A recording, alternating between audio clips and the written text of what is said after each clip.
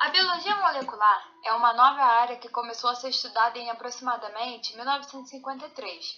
Antes, já haviam outras ciências que já trabalhavam com seu material de estudo. Talvez seja por isso que a biologia molecular está ligada a outras áreas. Com a biologia molecular, tornou-se possível ter possibilidades para tratamentos, fabricação de remédios e ainda outras soluções para a saúde.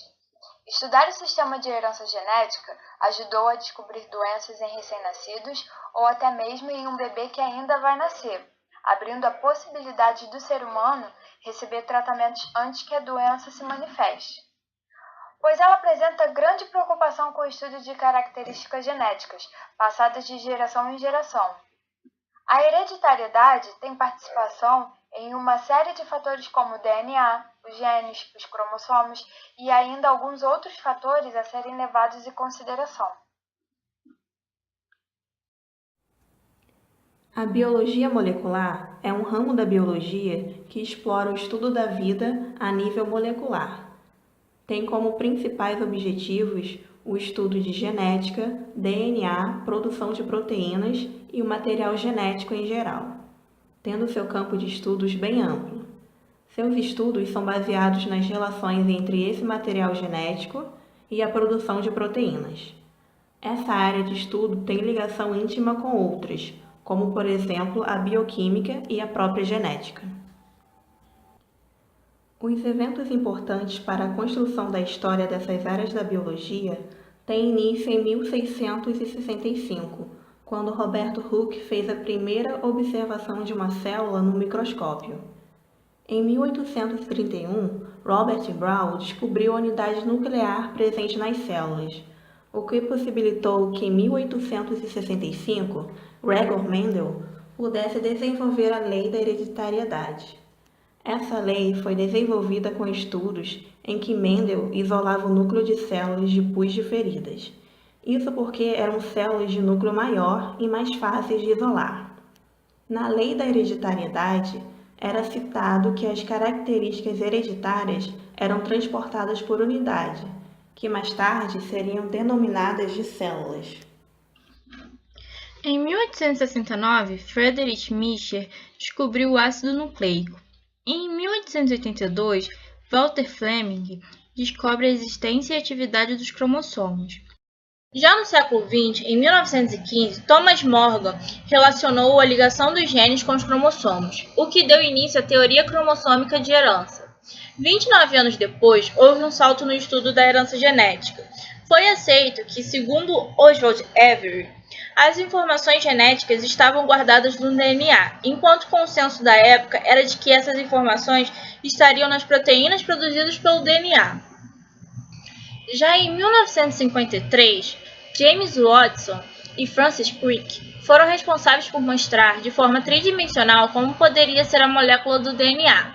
5 anos mais tarde, Matt Missison e Frank Stoll notaram que o DNA se multiplica de forma semiconcertativa, ou seja, o DNA, ao se multiplicar, apesar de variar informações contidas nele, conservava algumas características genéticas que seriam passadas para outras gerações. Essas partes, responsáveis por perpetuar informações genéticas, eram os genes. Esse ano é apontado como o início da biologia molecular. Isso porque essa montagem de DNA deu origem a outras várias descobertas que levaram ao estudo dessa área. Marshall Niemberger e Har Khorana, em 1966, conseguiram decifrar o código genético humano, dando mais informações sobre nossa formação. Enquanto, em 1982, Richard Palmiter e Ralph Brewster criaram o primeiro exemplar vivo de clonagem, um camundongo. Já em 1985, Alec Jeffreys foi responsável por desenvolver a técnica de impressão digital por DNA. É o que possibilita os atuais exames de criminalística e de paternidade por meio do qual se analisam semelhanças de pessoas com seus respectivos DNAs. No final do século XX, em 1996, Ian Wilmot clonou o primeiro mamífero adulto, nesse caso uma ovelha. O clone foi chamado de Dolly. Apesar desses casos, ganharem destaques na mídia e instigarem tanto a comunidade científica e a população, através de debates que colocam à prova o código de ética e a ética médica, a clonagem natural já existe há tempos. Finalmente, em 2001, cientistas no mundo divulgaram um mapeamento de 99% do genoma humano com uma precisão de 99%. A noção que os cromossomos carregam os genes constituiu-se na teoria cromossômica da herança. Thomas Hunt Morgan, em 1910, trouxe a primeira evidência para essa teoria. Foi obtida a partir de estudos em uma mosca da fruta, chamada Drosophila melanogaster.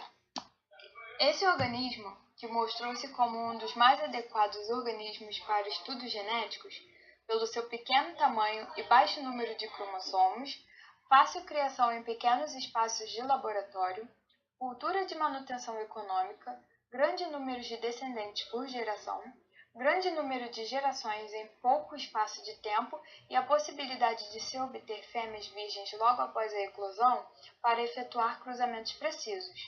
Morgan cruzou moscas de linhagens puras com olhos vermelhos, que seriam os genes dominantes, e de olhos brancos. Entretanto, nem toda a progênie era de olho vermelho. Quando cruzava machos de olhos vermelhos da geração F1 com suas irmãs fêmeas de olho vermelho, produzia somente 1/4 de machos de olhos brancos, mas nenhuma fêmea de olho branco. Para uma explicação desse resultado, a cor de olho nessa mosca deveria ser ligada ao sexo. Então, existiriam cromossomos sexuais que carregariam genes como os da coloração de olhos.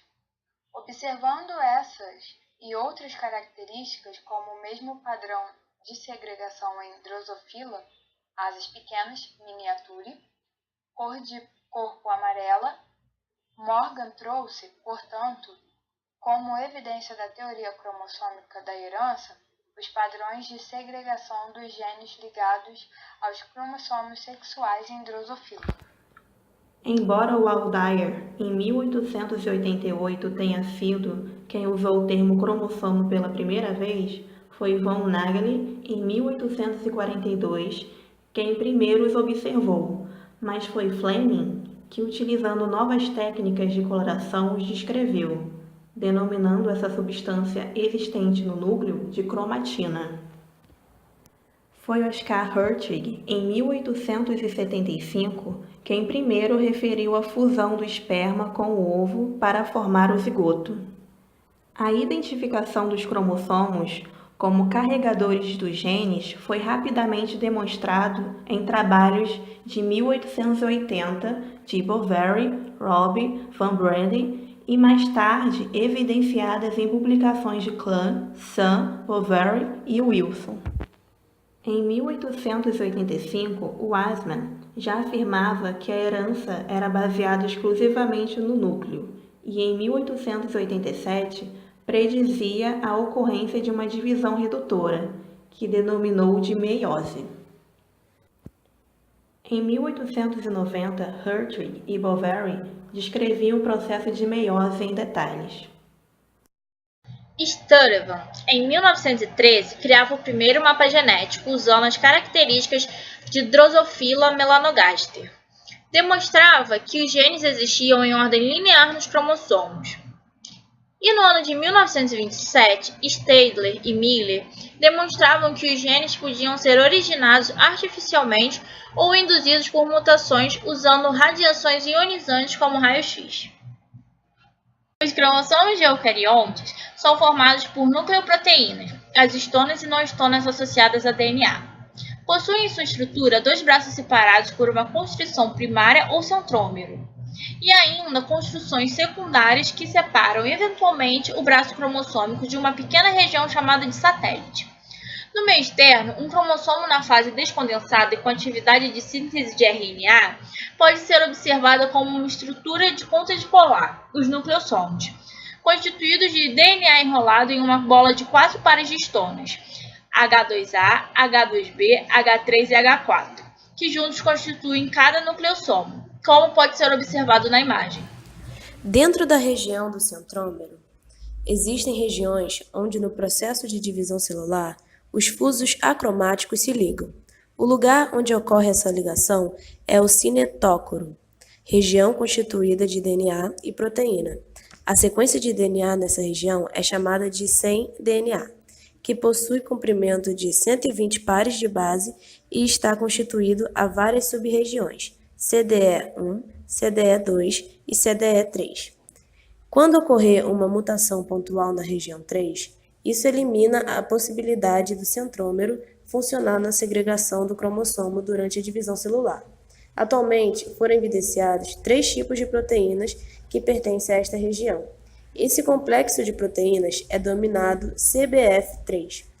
Esse complexo se liga à região 3 normal, mas não tem capacidade de se ligar a essa região 3 mutada.